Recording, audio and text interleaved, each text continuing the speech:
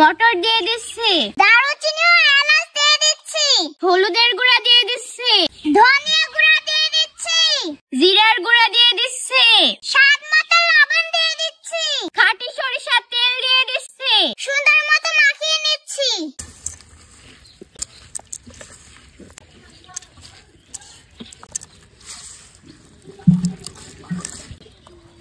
খিচুড়ি বসিয়ে দিচ্ছি,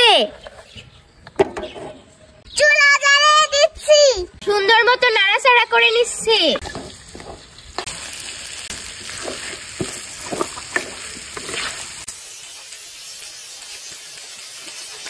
সামান্য পরিমাণে পানি দিয়ে দিচ্ছি।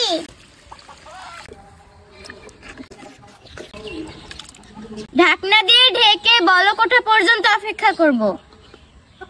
গিন্নি সুমাইয়া আপু, আজকের খিচুড়িটা খুব মজা হবে, তাই না বলো?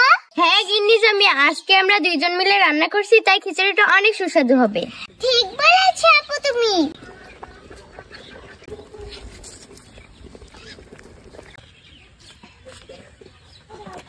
বন্ধুরা, খিচুড়ি হয়ে গেছে, তো আমরা দুজন খেয়ে জানাবো কেমন মজা হয়েছে। বিসমিল্লাহ।